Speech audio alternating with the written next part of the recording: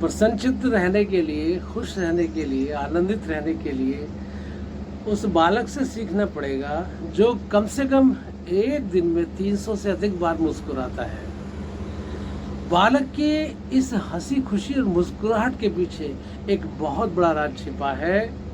वो राज है कि बच्चे को न तो भूतकाल जो पास्ट है उसका कूड़ा करकट दिमाग में भरा है, बसा है, और ना ही भविष्य की चिंताओं का बोझ उसके मन और मस्तिष्क में है। बच्चा है तो वर्तमान में है, बच्चा है तो अभी है, हाल फिलहाल है, और वर्तमान में परमात्मा भी है, आत्मा भी है, आनंद भी है। बड़े होने के साथ साथ बहुत सारी चालाकियाँ दिमाग में आ जाती हैं, छा जाती हैं, मन डिफरेंटली डेवलप हो जाता है, बुद्धि का विकास में, बुद्धि में कुछ जानकारियाँ, मन में कुछ जानकारियाँ भर जाती हैं। तो इससे क्या होता है कि अहंकार सातवें आसमान पे पहुंच जाता है।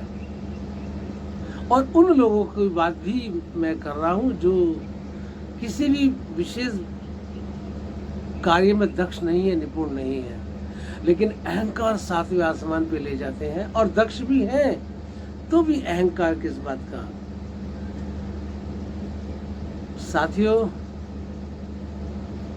अहंकार का ज्ञान सबको होता है, परंतु ज्ञान का अहंकार सबको होता है, परंतु अहंकार का ज्ञान किसी को नहीं होता। अहंकार का ज्ञान किसी को नहीं होता, पता नहीं होता हमें। हमारे भीतर कब में ये रावण, ये राक्षस, ये कंस रूपी अहंकार बढ़ता चला जाता है। बालक जो है वर्तमान में रहता है, अभी है। वर्तमान में रहने के कारण उसको पास्ट का कोई चिंता नहीं है, फ्यूचर की कोई चिंता नहीं है, इसीलिए वो दिन में पता नहीं कितनी बार हंसता है।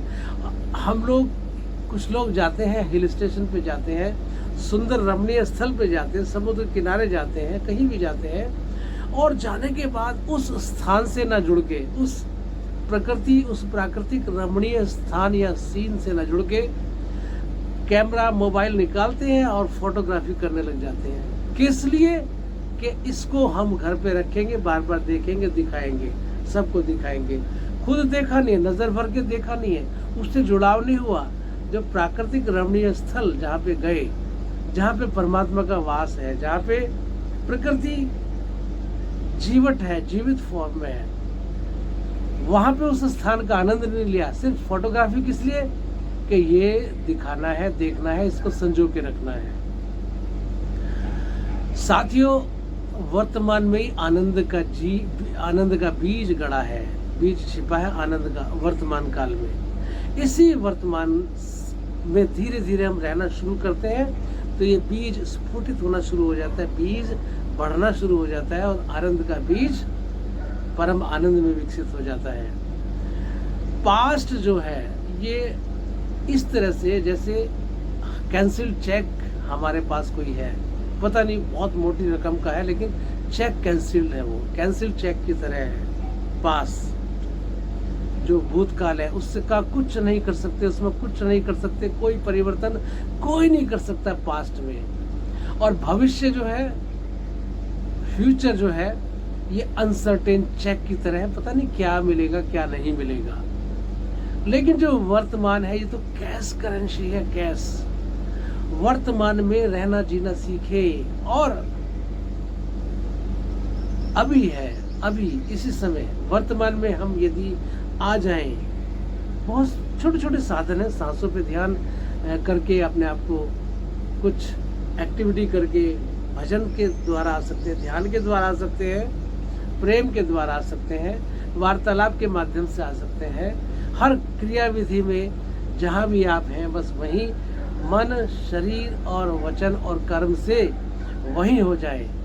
मनसा वाचा कर्मणा उसी में खो जाए। भोजन ग्रहण करते वक्त भी वर्तमान में आ सकते हैं। किसी भी गतिविधि में वर्तमान में आना हमारी अपनी जरूरत पैदा करें कि हमें आनंद लेना है, हमें जीवन को आनंदित बनाना है, तो निश्चित रूप से इसका प्रभाव पड़ेगा।